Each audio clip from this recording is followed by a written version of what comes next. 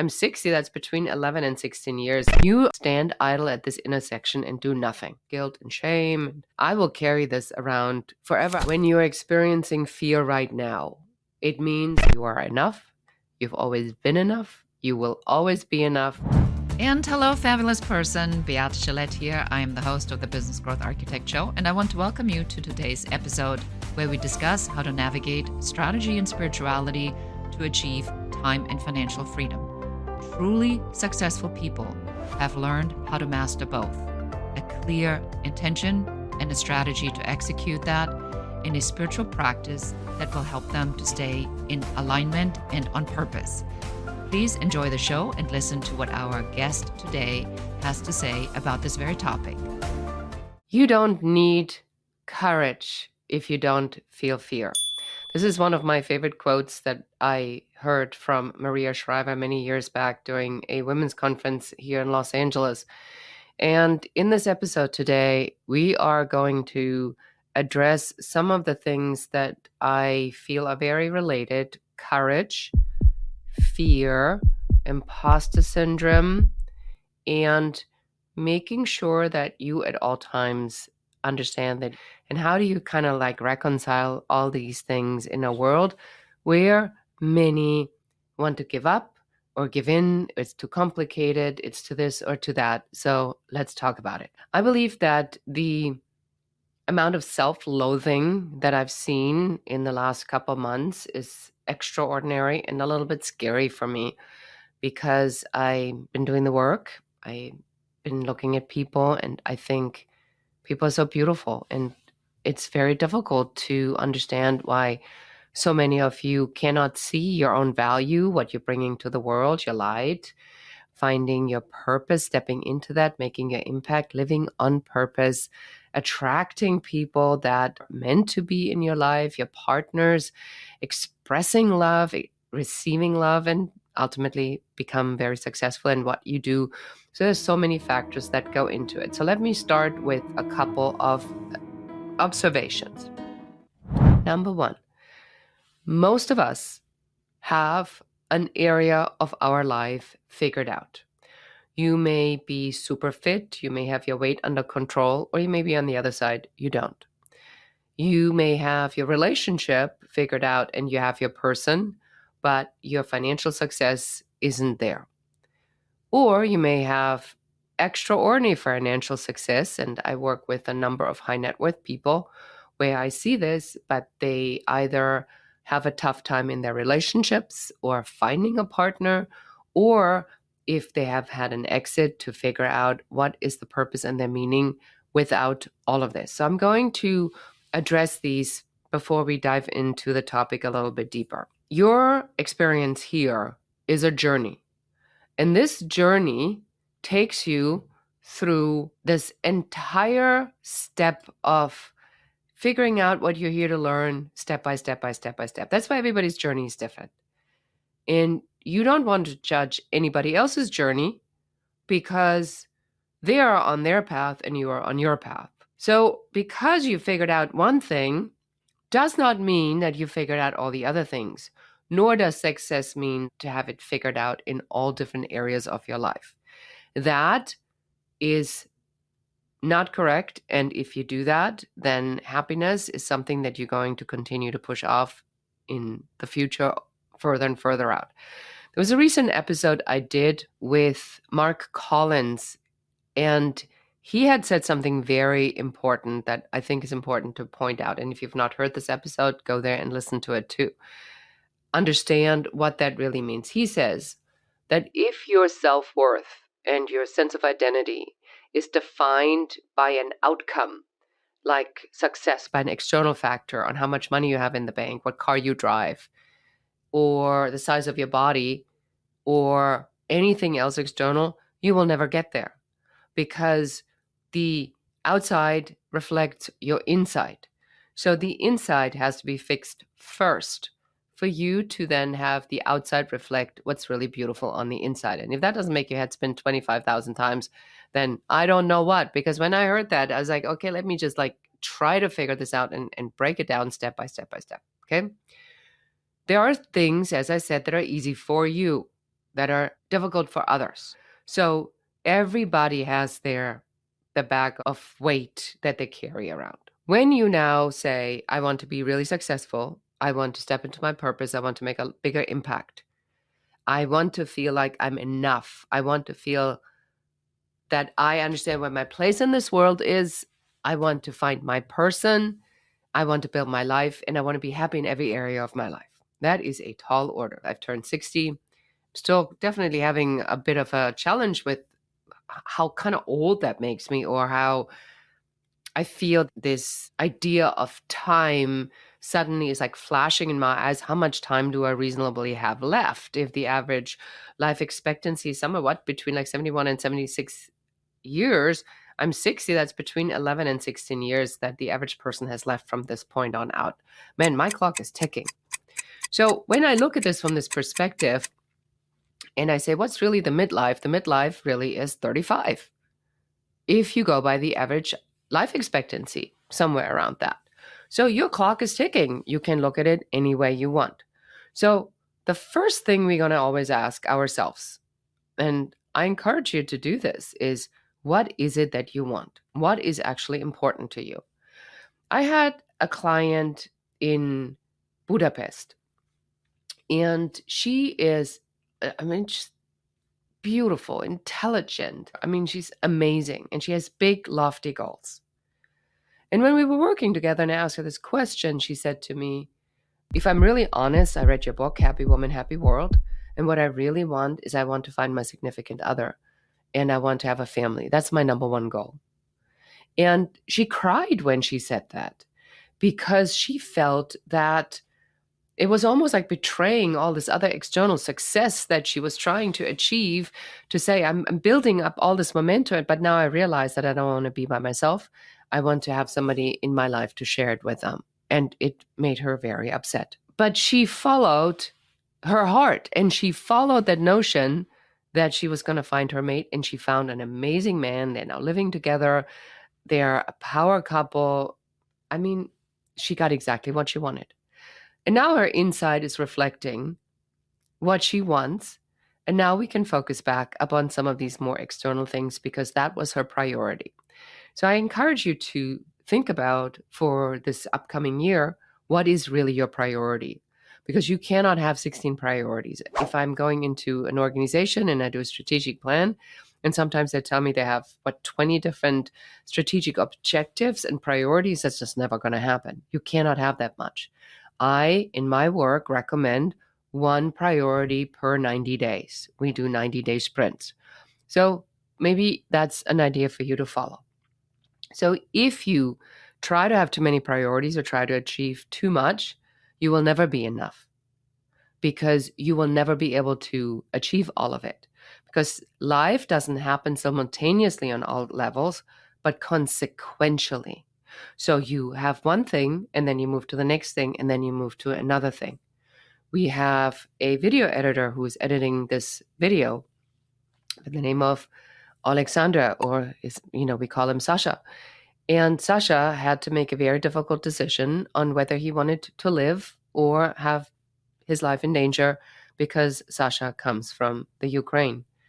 And when he made the decision that this needed to come first, before money, before success, before he could build up his career, before he could find a partner, before he could do anything, he needed to be in a place that was safe. So that took priority over everything. Now, when I put it in that context, it's probably very obvious to you that, well, of course he had to make this a priority, but you need to have it this obvious about anything in life. It doesn't necessarily have to be life or death. In his case, it was. In yours, it does not have to be. And please don't let it come to that point, ideally. So now that this is out of the way, another thing kind of can happen. The piece about being enough oftentimes is related to our childhood trauma. Is when somebody wasn't paying attention, when your inner child experienced something that was dangerous, frightening, PTSD, crazy mother, like in my case, or a dad that took off, or somebody who hit you, abuse of any kind. Whatever your story is, There is not one person in my life that I don't know that didn't have to overcome something of some extent. So, in that sense, you are unique, but you're not special because it's everybody's story, at least everybody that I know. The good news about this is, and here is where we often go astray, that if you have had significant trauma, I can tell you this with absolute certainty, you're here for a purpose. You're here to make an impact in the world. That's people that are listening to this podcast, that people who are sharing our information. Those are people I work with. Typically, everybody I work with has some sort of story of some magnitude, and they had to overcome this to help more people to also overcome their things. Those are the healers, the transformational coaches, consultants, the conscious leaders. Because if you had a princess or prince story and then somebody crowns you a king or a queen and you have no adversity in your life, there's nothing to overcome. There's very little to teach because it's not your own experience.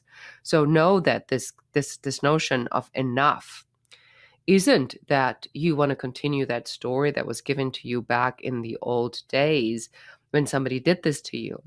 But you are enough now because you overcame that and now you can help more people. That was a turning point in my life where I had to overcome this aspect of the neglect and the abuse, the physical, the verbal, the psychological, just warfare in my childhood. But I look at it now and I don't have an emotion to it. So I feel for the child that went through this, but I am no longer this child. I'm an adult. I have moved way beyond that. And I can look at it now and say, what happened to the child is absolutely horrible. And I will do my best to help as many leaders as I possibly can for them to be in a different space so they don't do that to their children, or that they can help people that are experiencing this. So this is the transformation of enough that I want to encourage you to really look into, to say, you may have felt like you were not enough back then because somebody did something to you, but you are enough now because you overcame it and because you are here to help other people to have a better life, to be more joyful and find more happiness. So now that's the inside job. So let's talk about fear and courage, which comes as a result of it. Now, if I give my inner child all the power, I make decisions as a 7-year-old. And one of the podcasts that you could really look into where we talk about this is a podcast that we did on finance, and where I was asked, am I making decisions as a child that was 7-year-old with my first money mindset, or am I making decisions as an adult right now when it comes to money? That hit me right between my eyes, because I recognized that because my first experience with money was so terrible, because I was caught stealing 25 cents out of my mother's wallet in the kitchen because I wanted to buy, as a child, candy after church. And everybody else did it, and I didn't because I didn't have any money, because I didn't get an allowance, and my mother thought that I didn't need anything. And when you listen to the episode, I'll share this in more detail. But boy, I mean, of course, if my experience is shame and guilt, then I will carry this around forever until I'm conscious about it and I can let it go. So there may be fear now, fear that's associated with how I look at certain things, because I'm like, wow, there's guilt and shame. And what if I get caught? This relates to the not feeling enough because there's always conditions. If I would have been a better child, then I would not have been abused. Then I would have had a parent that would have been a better parent. And then therefore it's all my fault. And how can I not carry this for the rest of my life? And I bet that to some variation, you may carry some of this. It may not be as traumatic. It may be a lot worse. Whatever it is, let's just not judge it. Let's just look at it for what it is. It is the thing that brought you here. Now, fear, when you're experiencing fear right now, it means that you've probably been activated and you've been called to lead. And you don't feel fear if you don't need courage, which is what I said in my introduction, in my quote from Maria Shriver, is that if I get up, I do my thing, I watch TV, I make myself dinner, I go to bed, I work out, What's there to be fearful about? Nothing. But if I say I want to reach 1 million people, I want to take everything I've created, and believe me, I can relate to this so much right now because I'm really being called to now look at my legacy and take everything that I've created for 20 years, all these programs and these courses and the workbooks and the spreadsheets and the how to be a career coach, a business coach, and make it available to everybody. That's what I've been called for. This is what I've been told I need to be doing next. And I'm like, this is like ridiculous. I mean, I've been doing the work with smaller groups and one-on-one, and now suddenly you want me to vomit all of this outside in the world. So of course there's fear. It's fear I don't know how to do it. I mean, I kind of do and I kind of don't. I feel called for it. I know this is the purpose I'm stepping into. I've been receiving many, many, many downloads as I am embarking at the time of this recording on another spiritual journey. But I don't have the steps. I don't know what it means. I don't know how much money it's going to cost me. I'm going to have to hire more people. Of course, I have fear. Every time you get to that next level, you will feel fear. That's when you need courage. And that's when you hire people like me. That's when you hire other people, coaches, consultants, anybody you have resonance with. That's when you listen to mindset. That's when you do the meditation. That's when you go on the inside, because the fear is a reflection of something that is triggered. And now you are at the intersection of a crossroad, like you're T-boning into another road. And there is no other option than left or right. And a lot of people, you'll be surprised, just stand idle at this intersection and do nothing. And that's where people often are stuck. That's the worst, especially if it's not a decision, especially if it's just made out of, let's just be realistic about it. I know how to do it. I don't have the money to do it. I have to live in the meantime. You show, if that's going on in your head, there's no trust, there's no surrender, there's no belief system that what you're here to do is yours to have. You are trying to base a future outcome on a knowledge that you have at this time, which brought you to this point. So unless you do something different and you allow new knowledge to come in, you just cannot go to another point. That's when you need courage. And courage is something where people oftentimes say it's easier to have courage if you have no alternative. Like, this has to work and you're going to make it work. People sometimes say that people have a hard time mustering up courage, especially people with money, because they don't really have to, whereas somebody with no money has to make it work. So wherever you are on that, just be cognizant of that and step into it.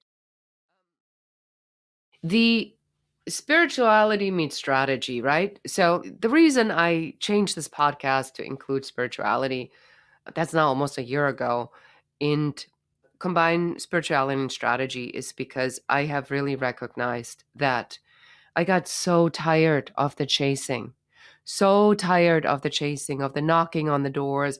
I felt sometimes like I was begging, and it is nauseating. It's just icky and yucky. And you go like, well, I know I'm good, but you don't really truly believe it. Like you kind of know, and people have good results, but you still doubting that what you have to go. It's like all day long. It's like, enough of this already.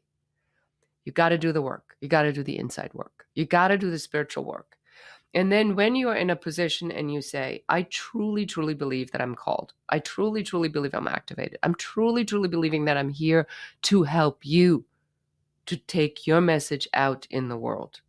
And now I'm called to give you the materials to do so. I don't have a choice. You want to be at a point where you don't have a choice, where if you don't follow this call, because this call is so strong, you need to follow this call at all costs. Now you need trust.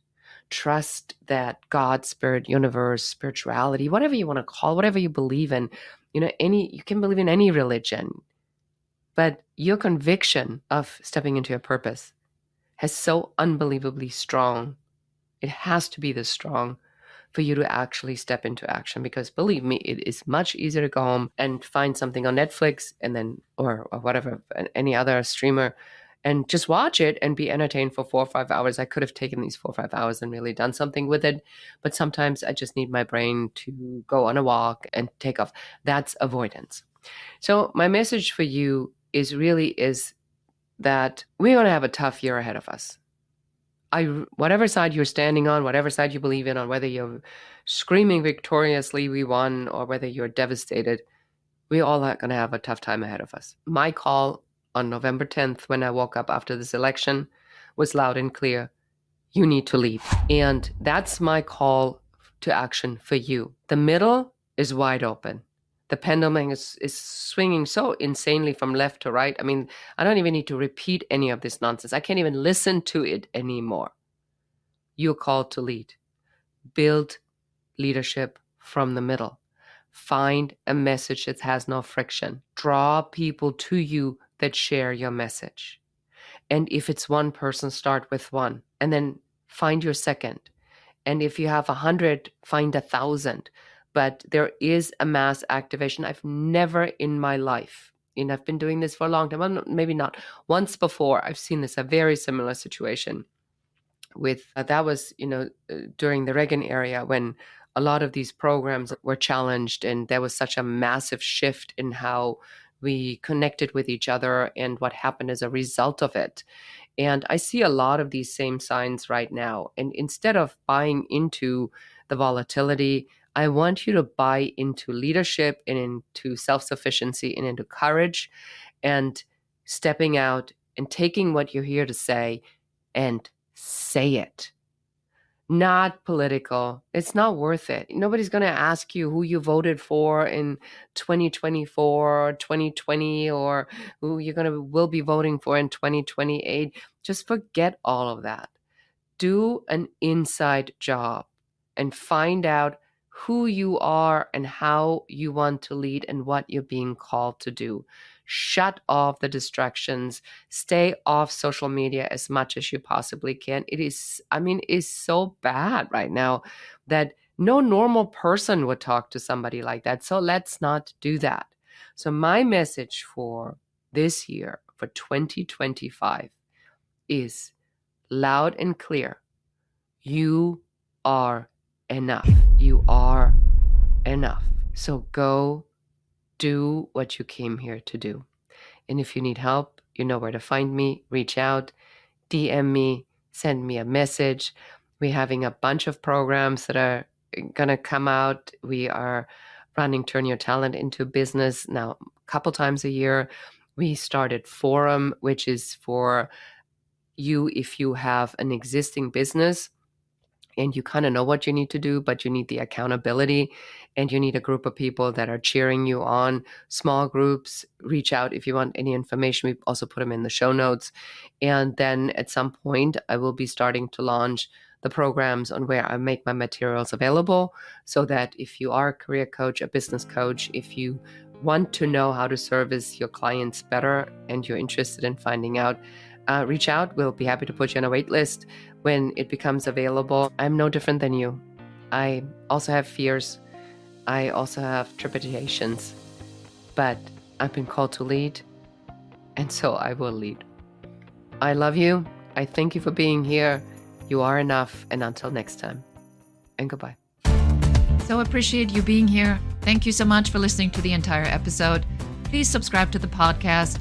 Give us a 5-star review, a comment, and share this episode with one more person so that you can help us help more people. Thank you again. Until next time. Goodbye.